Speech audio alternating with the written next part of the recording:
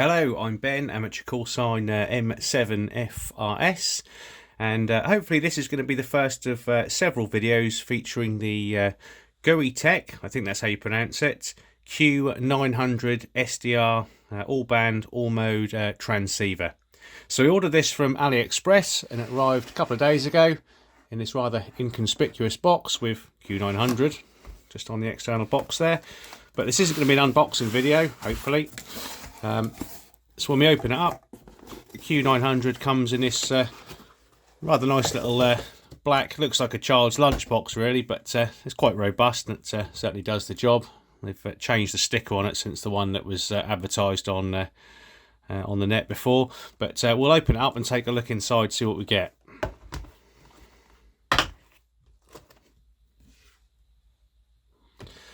So like I say, it's quite a nice little box with a foam insert. It's fairly robust. The SDR transceiver itself is absolutely tiny. I mean, it's hard to explain how small this is in comparison to some of the other radios on the market, but this is absolutely tiny. One of the nice things about the Q900 is it's got an internal battery, so we can literally switch it straight on and it's pretty much ready to go. So also in the box is the microphone, which has just got a 3.5mm plug. Again, tiny little microphone. I've tried this out, it does work. It's probably not the best microphone in the world, but for portable operation that will suffice for now. The other couple of bits and pieces in the box, there's a little memory stick, I believe, for updating the firmware. I've not tried that yet, but we'll have a look at that. Very short power lead, no fuse on there, so that will need to be added on. And then the USB lead, which just can be used for connecting the radio to the PC, which I'm not going to do in this video, but hopefully in future videos we'll give that a go. Okay, so I've extended the power cable and most importantly fitted an inline fuse. The radio itself, just on the back here, you've got your SO239 socket. I know on the internet it does suggest it's got an M connector on some adverts. I don't know if they meant N, but it's certainly not an N connector. That is an SO239. So it'll take a regular PL239 plug. Power, you can plug a keyboard into the USB socket, and then the small socket next to that is where you can cat control from the PC. One of these two does GPS, the other one is for DMR. Now I didn't get the DMR module in this radio itself, so if anyone wants to send me one to put in, you're more than welcome. But we'll get the power supply plugged in. We'll get the long wire plugged into that as well. We have already made a few contacts on here. I've worked a Canadian station on 10 meters SSB last night.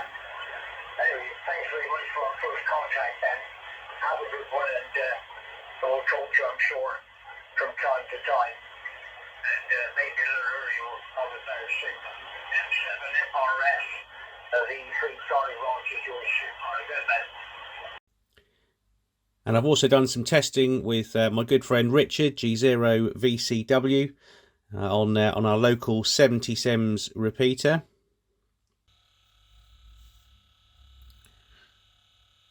So for repeater operation, we need to press the split button, which gives us our secondary frequency. So we can change between the A and B frequencies by pressing the A and B button. I want my receive frequency, or the repeater's output frequency, to be at the top, and then the input frequency that I'll be transmitting on is in B. If I press and hold the split, we can go into the CTCSS, and I've just set that for the repeater that we're using. Press the split button and hold it again. It takes us back, and we'll see if Richard's there for a quick audio check. G0 VCW, G0 VCW, M7FRS. How copy on GB3 Whale?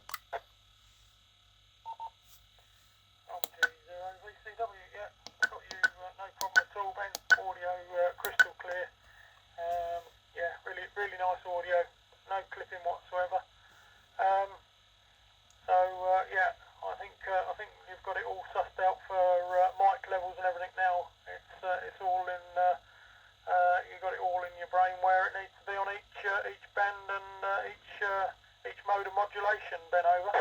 And we also tried 2 meters SSB, and Richard was kind enough to send me a little video clip of what I sounded like. Probably work, although like I say, really I've got this for running data and stuff on these fans anyway, but we've definitely made some progress, so I appreciate all of you guys popping down here tonight. So I'm going to say 7-3, many thanks, and certainly we'll probably have a chat later on there. We also did the same test on 10 meters SSB. CW0B CW M7XRX M7XRX.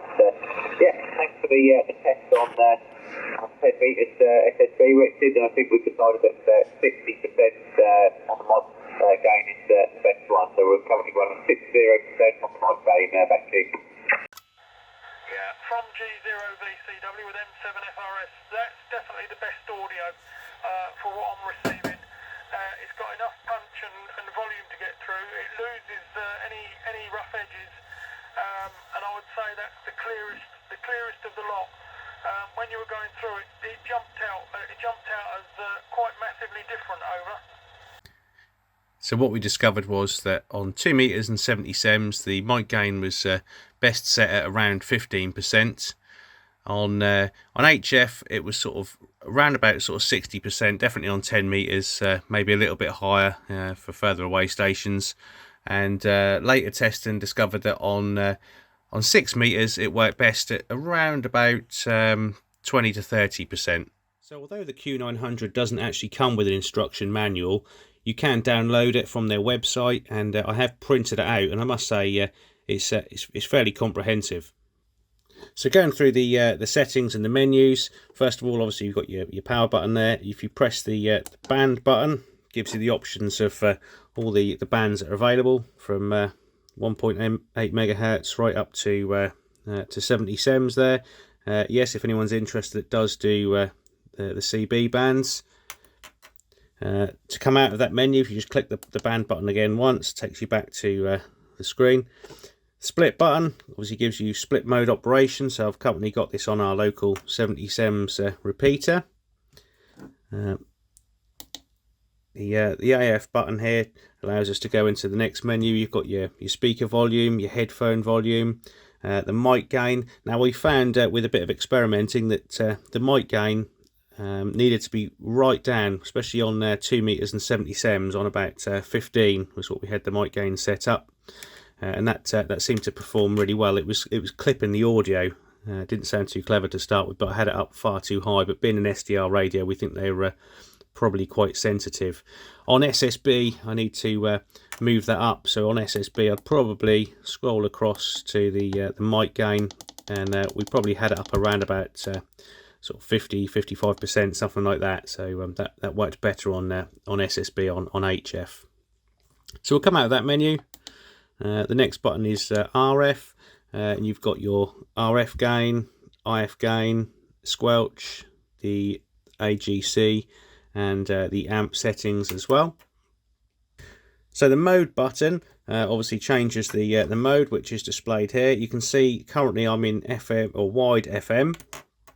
I'll tell you a reason why in a moment. If I press and hold it, it will change to narrow FM. Press and hold it again, goes back to wide FM. Click once, takes us through the other modes. We've got FT8, DMR, which is in grey on mine because, like I said, there's no DMR module fitted. Upper sideband, and just like with wide FM and narrow FM, when you're in sideband mode, you press and hold to choose the other sideband. So if I press and hold, it'll give me lower sideband. Then CW, press again, CW again, and then press once more for AM. The reason we're using FM wide, I realised that, again, through testing, that on narrow FM, the audio output was very, very low. Nobody could hardly hear me. Even with the mic gain turned right up, it was almost inaudible. So that's obviously a slight glitch on this version of the firmware, which I'm sure the manufacturers will sort out in a future update. But we changed to wide FM, and then what you can also do is narrow the bandwidth down as well. So what I did was we put it in wideband mode, but by pressing BW or bandwidth, and you can change the specs there. Press it again, takes you out, but press it with one click, you get the digital bandwidth. So it goes green, and then we can then change the bandwidth just here by pressing up and down, I think. Yep, there we go. So we can change, you see that changing just there. A little bit difficult to see on such a tiny screen, and I apologise, my camera's probably not the best for recording the screen there, but yeah, we can change the bandwidth anyway. So we've gone back down to 7.2 kilohertz, and then we just click the BW button again, which turns the screen back to white again, which means that the digital filter is, or the settings are off for that, allowing us to do other things. So to get into the main menu itself, you press and hold the menu button. We can scroll down to the settings.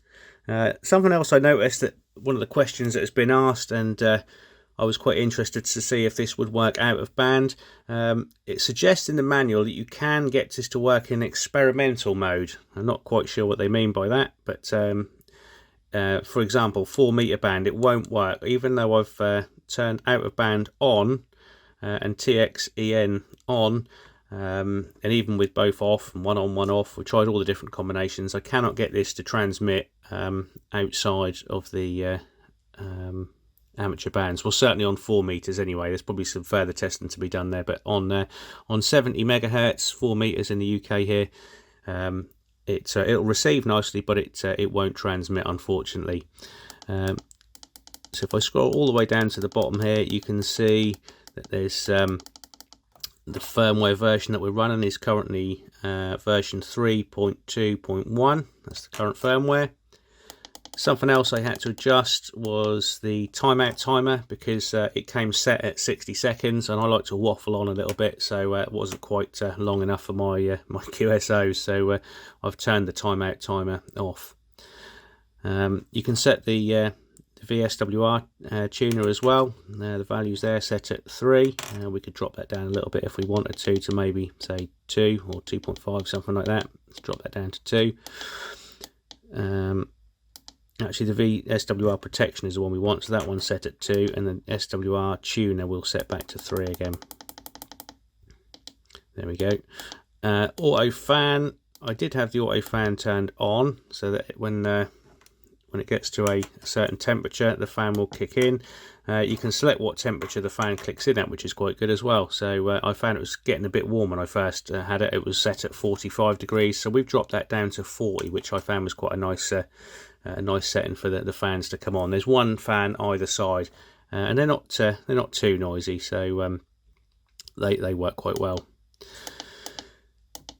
My only real gripe with this radio is the fact that the speaker on the top is actually very small. I'm going to try and do a comparison video between the Q900 and the Xiegu G90, because I think they're very similar types of radio, really. But yeah, the only downside is the output audio of this. It really needs an external speaker if you want to use it in a noisy environment.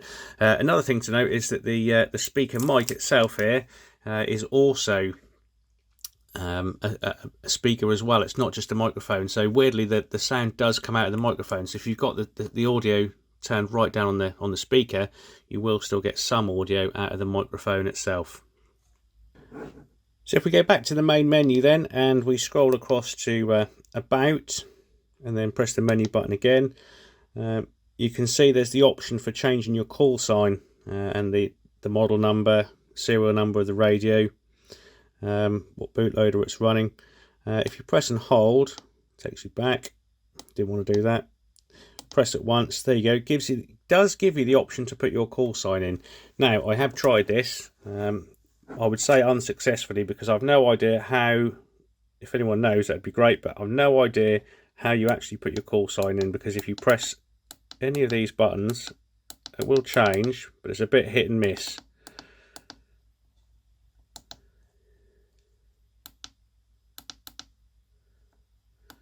So we can get some of the letters. In fact, I think we can get all of the letters.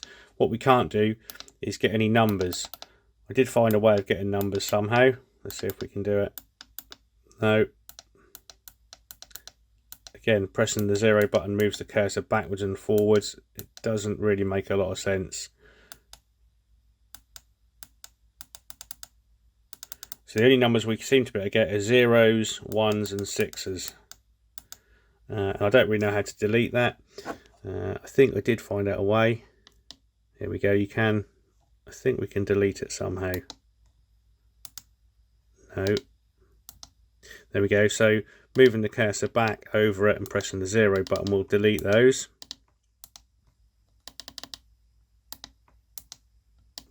Okay, so we've managed to clear the call sign box. Like I said, I was able to put part of my call sign in.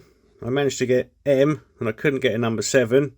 And then I put FRS in just to see if it would display on the home screen. So if we press and hold the menu button, that'll take us out of there. It's saying there was no call sign. We're going to turn the radio off, and you should be able to see when I repower it where the call sign would appear.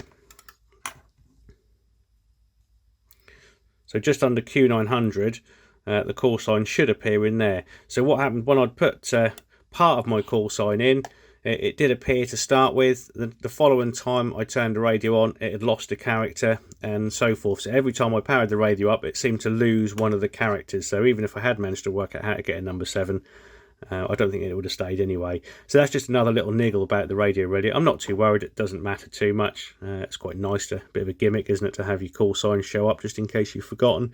But it's not the end of the world. Okay, so I've got this plugged into my 66-foot end-fed long wire. So we're going to change from the 70 sems band. Let's try 40 meters. So we go down to 7 megahertz. So we're on lower sideband on 40 meters. We're going to turn the split off, so we're just on a single frequency. You can see there's a little bit of activity there. I've got the volume down at the moment, but there is some activity there. It's quite easy to change the frequency. There is no VFO knob, but you can scroll left and right to move the cursor to which one you want to change.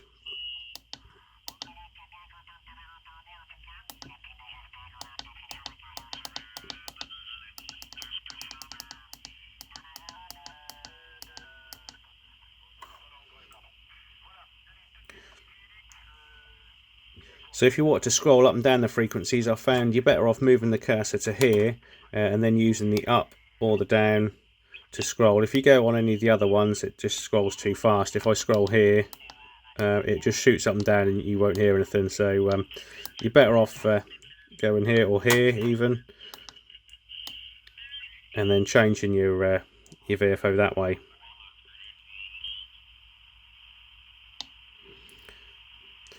So this has got a really good little auto tuner in it as well. So you can see the little T there in grey at the moment, which means the auto tuner is not active. But if I press and hold the tune button, so quickly, you see that's gone green and it's auto tuned. So we can now press the menu button, press and hold the menu button rather.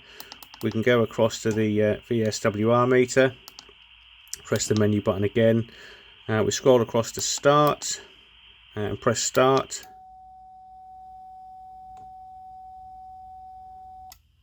There we go, and it's shown that the VSWR is 1.3.